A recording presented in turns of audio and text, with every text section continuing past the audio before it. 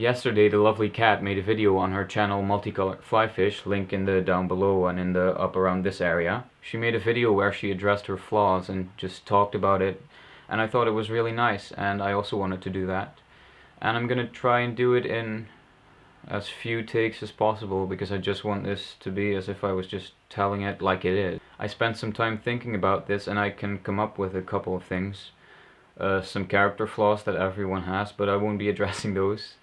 And I thought, what's the biggest thing about me that you could consider to be a flaw? And it's something that I can actually hide pretty well here on the internet, unless you know the exact measurement of IKEA furniture. It's pretty hard to figure out how tall I am, because I'm actually only 5'5". Yeah, and this is something that I've been dealing with my entire life. I mean, I've always been the shortest kid, and it doesn't make it easier that I live in the country with the tallest average height in the world. And you just, I mean, I'm used to it. I don't know how else to put it. I mean, it's not like there was a part of my life where I was tall. It doesn't work that way. But that's not to say that it's an easy thing necessarily. I mean, I get used to it and I joke about it all the time. I mean, if anyone jokes about my height, then it's me. But that doesn't make it any easier, really. I mean, when I go to people I don't know, as if you do that, you're on the internet, fair enough. But like when I meet new people, they automatically assume that I'm like 15 years old, and that can be a bit problematic. When you're going out, for example, when I'm just gonna have a drink with a couple of friends, I always have to ID, and that's become something funny actually, because it's always nice to look at the person's face when they realize that I am actually allowed to do that.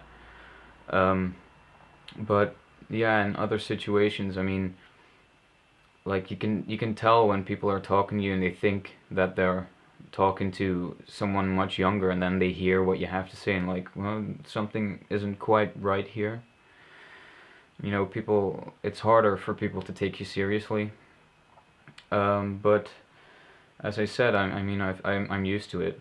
I know how to deal with it. Humor is one way. Placing your surroundings in such a manner that it doesn't stand out is another. And yeah, just dealing with it. I mean, I can't change anything about it. I can't hide it. I can't pretend to be taller. I mean, I can walk on my tiptoes, but that won't make it any better. That will just make me look even weirder. It used to be a bigger problem, and that's a right choice of words there. Because, I would get teased for it. That's what happens in primary school. You get teased for it, and then add the fact that you're one of the nerds in the class. That doesn't help. But, I got over it, I guess. I mean, I dealt with it. I was like, you can laugh at me all you like, but I'm gonna be there laughing with you, and laughing harder than you, and that worked, I guess, and that's how I deal with these kind of things these days. Just laugh about it. I mean, what else can you do? What can you do? I mean, it's in my genetics, I can't change that. Not yet.